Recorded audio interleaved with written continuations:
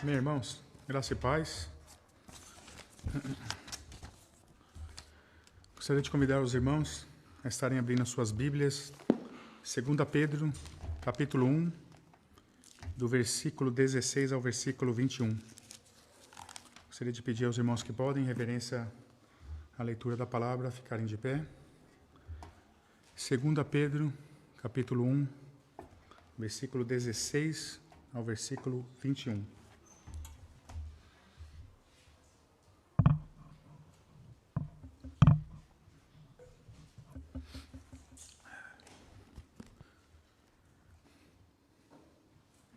Versículo 16.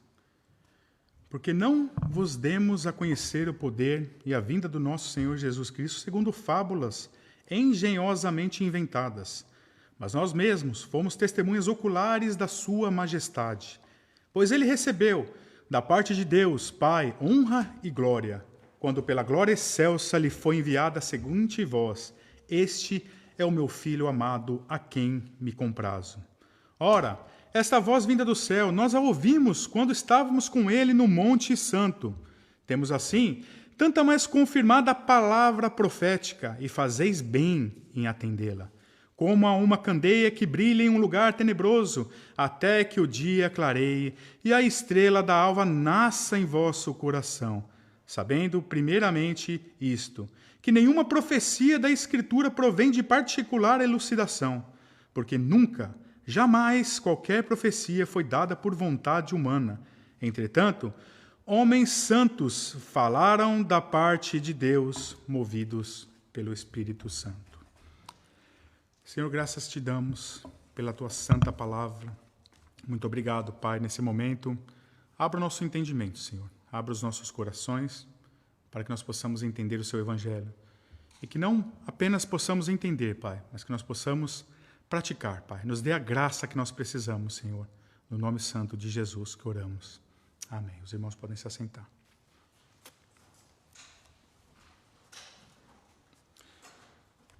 Irmãos, essa semana eu estive conversando muito com o pastor Raul, lá de Portugal. E o pastor Raul, ele é da Congregação Cristã do Brasil, né, que é uma seita que prega várias coisas que vão contra a palavra de Deus. E depois dessa situação da Covid, essa denominação ela tinha 6 milhões de membros. E eles eram proibidos de estudarem a Bíblia, e eles eram proibidos de ver na internet ou qualquer outro tipo de pregação, e eles mesmos proibiam de fazer cultos online. Com a situação da Covid, quando chegou o Covid, eles passaram a transmitir, então, os seus cultos. E ali muitas pessoas começaram a ver a internet. Eles eram proibidos, inclusive, até de assistir televisão. Eles são uma seita bem rigorosa. E aí eles começaram a ter uma certa liberdade e começaram a ver outros conteúdos online. E a consequência de 6 milhões de membros que eles tinham nessa denominação passou-se a 4 milhões. Então, assim, um monte de gente saindo. Eu já vi até, inclusive, alguns pastores, né? Eu vi o pastor reformado, batista reformado, Marcos Granconato, falando esses dias que parece que Deus tinha um propósito grande com a Covid. Porque milhões, né, literalmente 2 milhões de membros saíram dessa seita. Agora, como resposta para isso, eles adotaram uma heresia, e dizendo que a palavra de Deus, ela não é a palavra de Deus, mas ela apenas contém a palavra de Deus, a Bíblia, no caso, né? E essa, na verdade, é uma heresia antiga, que a própria Igreja Católica sustenta até os dias de hoje. E, na verdade, isso é algo muito sutil, se nós formos entender o porquê que eles estão fazendo isso. Quando você diz que a Bíblia não é a palavra de Deus e que ela apenas contém a palavra de Deus, eles, como a Igreja Católica, eles abrem brecha para outra autoridade. E aí que está a grande questão. Como na Igreja Católica, o Papa também tem autoridade que equivale à Bíblia. Então, ele não pode ser questionado. E essa é a grande intenção sutil por detrás desse ensinamento que foi, na verdade, uma retaliação, porque as pessoas estão saindo.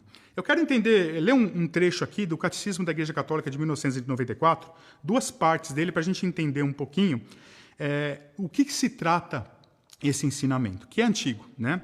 Fica, portanto, claro que o segundo e sapientíssimo plano divino, a Sagrada Tradição, a Sagrada Escritura e o magistério da Igreja estão de tal modo entrelaçados e unidos que um não tem consistência sem os outros. Olha só, está falando que a Bíblia sem os outros dois não tem consistência, né? Não pode. E que juntos, cada qual o seu modo, sob a ação do mesmo Espírito, eles falam do Espírito Santo, né? Usam o nome do Espírito Santo para uma heresia, contribuem eficazmente para a salvação das almas. Né? Aqui, Catecismo da Igreja Católica de 94, página 38, 95. Outra parte aqui que diz: o ofício de interpretar autenticamente a palavra de Deus escrita ou transmitida foi confiado unicamente ao magistério vivo da Igreja, cuja autoridade se exerce em nome de Jesus Cristo. Eles citam o nome de Jesus, né? É sutil. É de Jesus. Então, as pessoas, os incautos, né? Eles acham que é de Jesus. Isto é, aos bispos em comunhão com o sucessor de Pedro, né? O bispo de Roma. Eles têm, na verdade, esse ensinamento que os sucessores de Pedro são os papas, né? Aí ele veio, né, Pedro, depois Clemente, que era discípulo de Pedro, e aí vai vindo ao longo dos séculos, e nós temos até os dias de hoje o Papa. E somente ele pode interpretar, mais ninguém. Com esse ensinamento, a Igreja Católica escravizou durante séculos as pessoas, dizendo que só eles podem interpretar a Bíblia e eles são uma outra forma de autoridade, além da Bíblia. Com isso, a CCB nós vemos da mesma forma está fazendo a mesma coisa. Dizendo que eles têm também a autoridade além da Bíblia. Né? As pessoas, então, elas vão ter que se submeter. Essa foi uma resposta, se a gente pensar logicamente, até algo inteligente, para eles impedirem as pessoas. Eles vão começar a ensinar, olha, aqui nós somos uma fonte de autoridade que equivale à palavra de Deus. Então, as pessoas vão ficar assustadas. Olha, não pode, então, ir contra isso. Essa é a grande intenção por detrás disso. Ok, vamos entender, então, uma coisa, irmãos. Eu sempre falo para os irmãos sobre a harmonia dos textos bíblicos.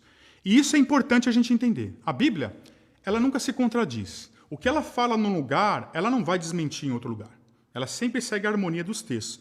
E se nós olharmos de Gênesis a Apocalipse, desde o início, o plano salvífico de Deus apontando para o Senhor Jesus e se cumpriu nele, é algo fantástico. Não se contradiz em lugar nenhum. É a palavra do Deus vivo, pura, perfeita, como o Evangelho nos relata. Agora, seguindo essa lógica, ela não se contradiz. Por isso que ela vem de Deus e ela é perfeita como o próprio Deus é perfeito. Então, da mesma forma, vamos imaginar que existe uma outra forma de autoridade, uma outra além da Bíblia, certo? A primeira coisa que eu questionaria é, ok, se existe uma outra forma de autoridade, ela tem que estar em harmonia com os textos bíblicos, correto? Porque se ela não estiver, né, cai por terra, né? Não faz sentido algum. Aí que está o grande problema, irmãos. A Bíblia concorda com outra autoridade? Não. Eu sempre cito dois textos básicos para a gente... Eu posso citar dezenas, irmãos, de textos para quebrar essa heresia. Mas eu cito dois apenas. Eu sempre falo dos bereanos, em Atos capítulo 17, da atitude dos bereanos. Quando Paulo saiu da Tessalônica, e ali foi bem conturbado, ali, ao ponto de eles, né, prenderem Jason ali, aquela confusão toda. Paulo fugiu, foi para Bereia. E aí, quando ele chega em Bereia, ele começa a pregar o evangelho, né, nas sinagogas, prega para os bereanos. E aí ele vê que os bereanos começaram a analisar as escrituras. Paulo pregava e eles, por dias, o texto diz, por dias eles analisando o texto. E aí, qual que foi a conclusão que Paulo tirou no final? Nobres bereanos receberam o evangelho de forma diferente dos de Tessalônica, né? Com avidez, né? Da forma como deve ser. E ele chama eles de nobres bereanos. Da mesma linha, se a gente for ver a harmonia dos textos, Gálatas 1, 8, diz ali que ainda, Paulo dizendo, né? Ainda que nós mesmos, quem que ele está dizendo? Eu, o apóstolo Paulo, e os outros apóstolos. Ainda que nós, os apóstolos, pregarmos um outro evangelho, que não seja o evangelho do Senhor Jesus Cristo, ele vai mais além ainda. Ainda que um anjo do céu pregue um outro evangelho, que não seja o evangelho do Senhor Jesus Cristo, seja anátema. Sabe o que é a palavra anátema? Maldito, está sobre maldição. Olha que algo fantástico, irmãos, que o apóstolo Paulo está dizendo aqui. Eu, o apóstolo Paulo, que recebi as revelações do próprio Senhor Jesus, eu não posso pregar outra coisa. Existe uma outra autoridade? O próprio apóstolo Paulo diz: eu estou sujeito à palavra de Deus. É interessante, irmãos, se nós olharmos como o apóstolo Paulo se coloca na Bíblia, é muito interessante. Existem duas palavrinhas no grego, que uma que é diáconos, o verbo, que é servo. A gente vê essa palavra especificada em Timóteo, capítulo 3, falando sobre as tarefas ali do presbítero, do pastor e dos diáconos. Ali a palavra diáconos vem da palavra servo. Na nossa tradução, se a gente vê como Paulo se coloca, ele fala Paulo, servo do Senhor Jesus Cristo. Ele usa outra palavra, ele não usa a palavra diáconos, ele usa a palavra doulos. A palavra, a tradução correta, ela não é servo. Paulo, quando se coloca, ele se coloca como escravo do Senhor Jesus Cristo. Paulo, escravo do Senhor Jesus Cristo. Um escravo, irmãos, da forma como o apóstolo Paulo se coloca, ele se submete totalmente ao Senhor, ao seu evangelho. E essa é a atitude correta dos nobres bereanos. Eles eram nobres porque eles checavam tudo e Paulo falou, essa é a atitude. Por quê? Porque outro ensinamento que não seja o do Senhor Jesus Cristo, que ele revelou a nós, e que nós mesmos pregarmos outros, seja amaldiçoado. Irmãos, é muito claro. Não existe outra autoridade além do evangelho do nosso Senhor Jesus Cristo. Só existe esse. E todo cristão verdadeiro deve se submeter ao evangelho do Senhor e somente o evangelho. E nós vemos aqui que o apóstolo Pedro nos escreveu, do versículo 16 e 21, que é fundamental compreensão aqui das Escrituras Sagradas. Ele declara claramente que temos na Bíblia uma revelação precisa por escrito da verdade de Deus. Pedro aqui escreveu aos crentes que estavam sendo bombardeados ali por falsos ensinamentos. E Pedro aqui está apresentando a sua confiança nas Sagradas Escrituras, para minar ali os crentes contra ali todo tipo de heresia que estava tentando destruir a fé cristã. Outra coisa importante aqui que nós devemos entender, não basta apenas entendermos, nós devemos estar cientes da presença dos falsos mestres. Os cristãos precisam se defender. A grande arma, no caso, é apresentada aqui pelo apóstolo Pedro, que é o conhecimento e a certeza da palavra de Deus. Irmãos, somente quando nós estamos ali cercados no Evangelho, nós não cairemos em heresias como essa da CCB, da Igreja Católica e de muitas outras seitas evangélicas que tem aí por fora. Olha o que o apóstolo Paulo diz em 2 Coríntios 10, 3, 5. Portanto, embora vivendo como seres humanos, não lutamos segundo os padrões deste mundo, pois as armas da nossa guerra não são terrenas, mas poderosas em Deus para destruir fortalezas. Destruímos vãs filosofias e arrogância que tentam levar as pessoas para longe do conhecimento. Ele está falando da palavra de Deus que faz isso. Que tenta levar para longe do conhecimento de Deus e dominarmos todo o pensamento carnal para tornarmos obedientes a Cristo. É a palavra que faz isso, irmãos. Essa é a nossa arma, que não é uma arma que vem da mentalidade humana. E o próprio apóstolo Pedro vai falar isso aqui no texto que nós lemos. É algo sobrenatural, que vem de Deus. E a palavra de Deus nos ajuda a filtrar todas essas coisas. E aqui, nessa palavra, podemos ver as referências que o apóstolo Pedro fala aqui, tanto na sua própria experiência, como testemunho ocular aqui que ele foi, e também na revelação escrita de Deus. Versículo 16.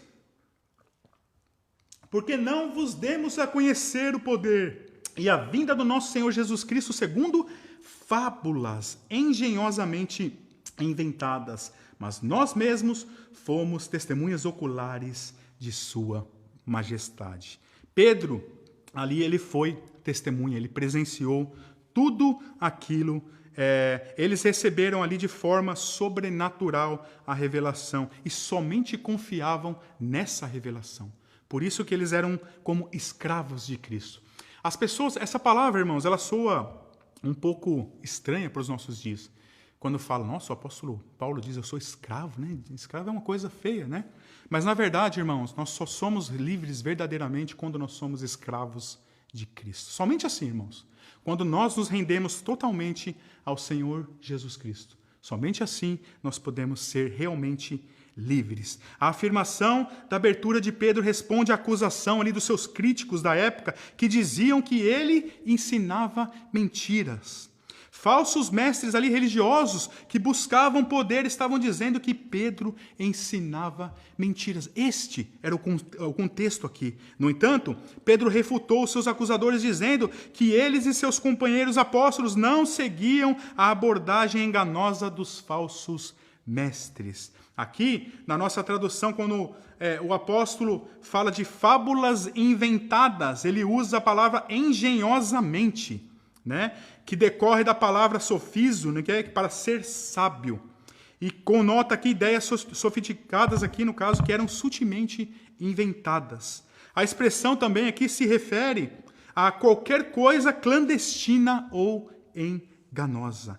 Assim, os falsos mestres disfarçam as suas mentiras para parecer como verdades divinas. É muito sutil, irmãos. Nós devemos tomar muito cuidado, estarmos atentos para nós não cairmos na conversa de muitos falsos profetas. A palavra fábula aqui, ou contos, né, historinhas, né, que é o significado, em outras traduções vem da palavra mitos, né, que é justamente a mesma palavra, mito, né, em português, refere-se a histórias lendárias ali de deuses, né, figuras heróicas da mitologia grega. Trazendo para os nossos dias, irmãos, quando Pedro usa esse termo, ele está dizendo o seguinte: eu não estou pregando aqui sobre Superman, né, sobre Capitão América, super-heróis aqui inventados por mentes humanas. O que ele está dizendo aqui é: eu não prego mitologia. O que eu prego aqui são as verdades do Evangelho do Senhor Jesus Cristo. Paulo usou também a palavra mitos, também da mesma forma que Pedro, né, para se referir às mentiras dos falsos mestres. Nós vemos em 1 Timóteo, no capítulo 1, versículo 4, capítulo 4, versículo 7, em 2 Timóteo 4, 4, em Tito 1, 14. Então, Paulo usou várias vezes a mesma palavra aqui de mitos para poder falar da mesma situação que ele estava passando. Pedro negou aqui categoricamente que ele estava contando historinhas fictícias quando ele deu a conhecer o seu ensinamento. E essa era a situação que Pedro estava passando. Falsos mestres haviam dito que a fé e a doutrina cristã era apenas um conjunto de mitos e fábulas. Então aqui nós vemos esse conteúdo. Pedro está se defendendo dessas acusações dos falsos mestres e colocando a confiança dele totalmente na palavra de Deus, na revelação profética, que não vem da mente humana, mas vem diretamente de Deus. Versículo 17, aqui 18, pois ele recebeu da parte de Deus, Pai, honra e glória, quando pela glória excelsa lhe foi enviada a seguinte voz: esse é o meu filho amado, a quem me comprazo. Ora, essa voz vinda do céu, nós a ouvimos quando estávamos com ele no Monte Santo. Em sua primeira carta, Pedro havia declarado sobre a segunda vinda do Senhor Jesus Cristo. Aqui, ele insiste que ele e outros apóstolos foram testemunhas oculares da glória e majestade de Cristo. Certamente, todos os apóstolos tinham visto a majestade de Cristo, né, em sua vinda, no ministério, na sua morte, na ressurreição e na ascensão também. De modo que aqueles que foram escritores do Novo Testamento, nós vemos também ali Mateus, João, Pedro, foram testemunhas oculares. Eles viram tudo, né, que aconteceu ali com o Senhor Jesus Cristo. O ponto-chave de Pedro aqui é que os falsos mestres negavam as afirmações sobre Jesus. Eles diziam que, ao contrário do que Pedro dizia, eles não tinham sido testemunhas oculares da vida do Senhor Jesus Cristo e do seu ministério. Pedro, Tiago e João foram testemunhas oculares do anúncio que o próprio Deus ali fez menção no Monte da Transfiguração, que disse: este é o meu filho amado, em quem me comprazo. É a afirmação do Pai que o Filho é tanto de natureza idêntica e essência como ele. Isso é algo maravilhoso que nos mostra a natureza do Senhor Jesus Cristo. Assim, uma declaração concisa. Deus declarou a relação de ambos com natureza divina e perfeito vínculo de amor e santidade dentro da divindade, da Trindade, né?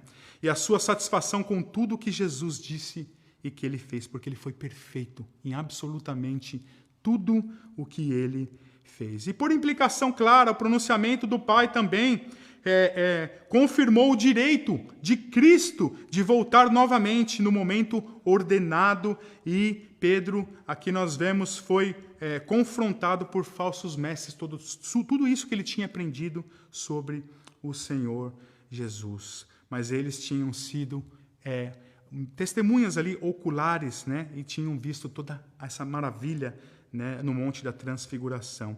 Eles ouviram a voz do próprio Deus ali, honrando o seu Filho amado. Versículo 19 nos diz: temos assim tanto mais confirmada a palavra profética, e fazeis bem em atendê-la, como uma candeia que brilha em lugar tenebroso, até que o dia clareie e a estrela da alva nasça em vossos corações. Os judeus sempre entenderam e aceitaram a palavra dos profetas como a voz de Deus. E como os apóstolos tinham essa mesma perspectiva do Antigo Testamento, como a palavra do Deus vivo. Este é o argumento mais poderoso das verdades do cristianismo, irmãos. O argumento da profecia, a palavra de Deus escrita. E Pedro aqui tinha segurança absoluta, e para ele o que está escrito bastava para ganhar o argumento.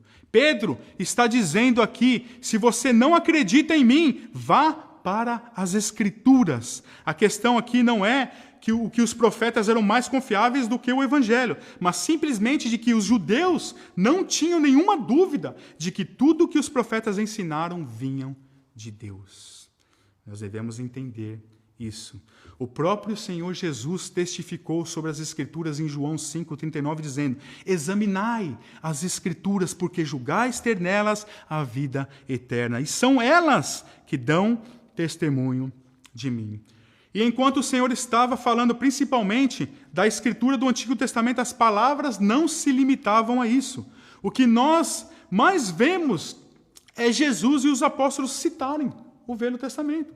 Nós estudamos Atos recentemente, nós vemos. Eles pregavam, né, o cumprimento das Escrituras em Jesus Cristo. E era isso que eles queriam mostrar ali para os judeus. E o que é verdade no Antigo Testamento também é verdade no Novo Testamento. Esse é um ensinamento importante que nós devemos entender. Nunca, meus queridos irmãos, nunca escutem alguém que diga que não devemos considerar o Velho Testamento. Na verdade, se você almeja em conhecer mais sobre Deus, os atributos de Deus, você deve estudar o Velho Testamento. E não somente estudar, irmãos, eu sempre falo, você deve ler, estudar, meditar no Velho Testamento e no Novo Testamento, que é a palavra de Deus. E você, se você ler, certamente você verá a harmonia dos textos, tanto Antigo Testamento como Novo Testamento. Pedro aqui, no versículo 19, afirma para os seus leitores: fazei bem em prestar atenção à palavra dos profetas, né, das profecias, pois é uma lâmpada que brilha em lugar escuro.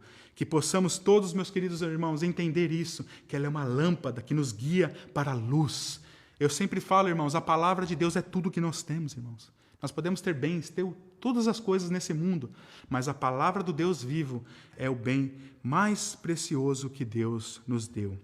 Versículo 20 diz: sabendo primeiramente isto, que nenhuma profecia da Escritura provém de particular elucidação. Indo na mesma direção, Paulo escreveu em 2 Timóteo 3,16: toda a Escritura é inspirada por Deus. Portanto, Pedro nos diz aqui que nenhuma profecia da Escritura é uma questão de própria interpretação. Note bem isso. Pedro estava aqui combatendo falsos mestres que estavam dizendo que ele era um mentiroso. E Pedro está dizendo aqui que as profecias não provêm de interpretação de pessoas. Ela não tem origem na vontade humana. E ele defende isso aqui porque era crucial que ficasse bem claro de onde vinham as Escrituras Sagradas, de onde vem a Bíblia. Agora vamos pensar bem, isso é algo que com certeza um dia você já escutou na sua caminhada com Cristo, de que a Bíblia tem várias interpretações. Quem aqui já escutou isso? Tenho certeza. Ah, não, mas eu interpreto de uma forma, né? O outro acredita de outra forma. Não é bem assim, meus irmãos, que acontece. Eu até acredito que Deus pode falar, às vezes um texto pode falar comigo de uma forma e ele pode falar com você de outra. Mas agora, a Bíblia não se interpreta de várias formas, né? O que a Bíblia está dizendo ali é exatamente aquilo, irmãos, né? É de uma forma bem racional. Você tem que ler aquilo ali, entender o contexto e você vai entender. Não tem esse negócio, senão a gente vai entrar numa relativação e vai falar, eu interpreto do jeito que eu quero. E isso é o que mais tem acontecido. Mas nós devemos entender que não é de interpretação humana. Ela é exatamente o que foi revelado aos apóstolos. E era exatamente aquilo que está ali que ele estava querendo dizer.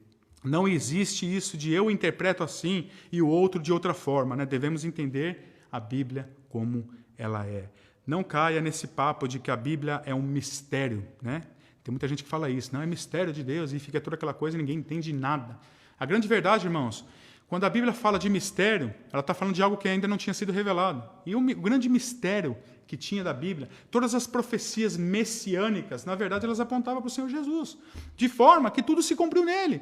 Não tem mais mistério, irmãos. Não tem mais mistério, né? As pessoas caem nesse misticismo, né? Nesse evangelho fantasioso, porque elas justamente entram nessa questão de mistério. O plano salvífico do nosso grande Deus foi manifestado na pessoa do Senhor Jesus Cristo, de forma que não há mais revelação acerca, né, da vontade de Deus. Isso já foi revelado, irmãos. Nós agora apenas esperamos pela sua vinda e ansiamos por isso, de um dia estarmos com o nosso Senhor Jesus Cristo.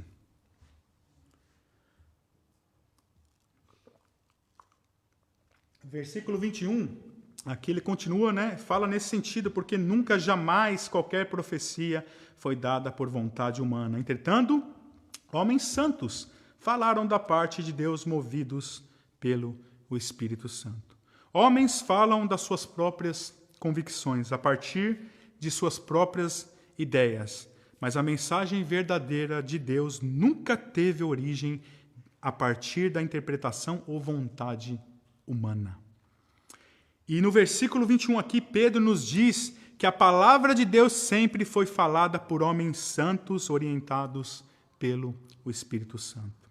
A palavra de Deus é inspirada pelo Espírito Santo e o próprio Deus tem enfatizado repetidamente que a sua palavra é inspirada, inerrante, infalível, perfeita e fonte de toda a verdade. Portanto, o que faz a palavra não necessitar de confirmação humana ou ter outra autoridade. A palavra de Deus, ela é totalmente suficiente para nós. Por isso que eu sou totalmente contra qualquer tipo de entretenimento dentro da igreja. Porque se a palavra de Deus não for suficiente para nos convencer, nos motivar, nos atrair, nada mais nesse mundo vai fazer isso. Pedro aqui está dizendo que nenhuma profecia de Deus pode vir ou ter origem na vontade do homem. A profecia vem direto de Deus e foi falada por homens santos através do Espírito Santo. Ou seja, o que foi revelado a Pedro não veio de Pedro. O que foi revelado a Paulo não veio de Paulo. O que foi revelado no Velho Testamento também a Jeremias não veio de Jeremias. O que foi revelado a Isaías não veio de Isaías. Todos os profetas, tudo a revelação, as profecias, não veio deles. Veio do Senhor, diretamente dele, e não de homens. É exatamente isso que Pedro está dizendo aqui no versículo 20, que a palavra não vem de interpretação de homens. A palavra de Deus jamais, nunca teve origem na vontade humana. E nós vivemos em dias de achismo, irmãos, e isso é muito perigoso. Eu sempre falo do achismo, né? Esse achismo é terrível, A gente tem muito achismo, né? Quem tem filho pequeno, criança aqui sabe, né? Eles têm... O achismo vem na natureza humana, né? A gente acha um monte de coisa, né? Mas o achismo não necessariamente é o que é correto e nós devemos tomar cuidado com o nosso achismo. Esse é um sério problema nos dias atuais. O nosso achismo, as nossas opiniões muitas vezes interferem no que a Bíblia realmente fala e ensina. A grande verdade, meus queridos irmãos, é que nosso achismo não importa, o que importa e infinitamente mais é o que a Bíblia ensina. A lógica do cristianismo, né, que nós vemos como o apóstolo Paulo se posiciona como escravo, ele era totalmente levado, a mente dele era totalmente levada cativa à palavra de Deus, e é isso mesmo o que ele diz. E nós devemos, irmãos, também pedir para Deus nos ajudar com isso. Nas nossas orações, irmãos, nós devemos sempre pedir isso para Deus. Senhor, leva o meu coração cativo, Senhor, leva a minha mente cativa à sua palavra, porque nós temos essa tendência natural de fugir da palavra de Deus, de ter as nossas próprias opiniões, mas nós devemos ser, né, como a palavrinha que Paulo usa, doulos, escravos, levados cativos à palavra de Deus. Sabe, quando com as nossas atitudes nós mostramos realmente que nós entendemos o que Pedro está dizendo aqui? Quando nós não seguimos fábulas engenhosamente inventadas por homens. Quando passamos a confiar inteiramente nas promessas da vinda do nosso Senhor Jesus Cristo. Quando passamos a prestar atenção na palavra profética que foi revelada por Deus aos profetas. Essa palavra maravilhosa que brilha nas trevas até que o dia se ilumine e a estrela da alva nasça em nossos corações, irmãos. Quando sabemos que nenhuma profecia das Escrituras Sagradas provém de interpretação pessoal e que jamais a profecia do nosso Senhor veio de imaginação humana.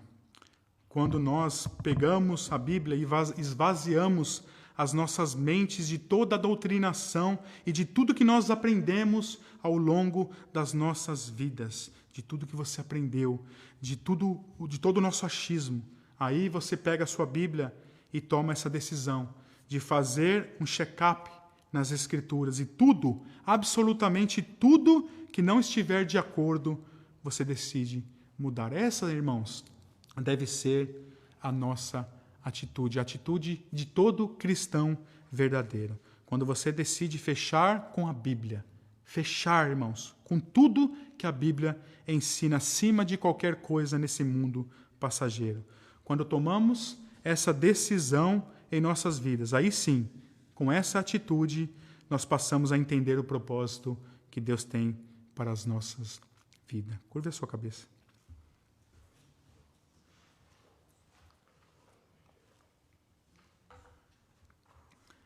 Senhor, graças te damos pelo seu Evangelho, porque ele é um Evangelho divino. Ele é um Evangelho que não veio da imaginação humana. Ele é uma palavra divina, maravilhosa e perfeita, porque ela vem do Deus perfeito. Ó Senhor, tu retens toda a sabedoria, todo o poder, Senhor, todo o domínio. Tu retens o tempo, Senhor.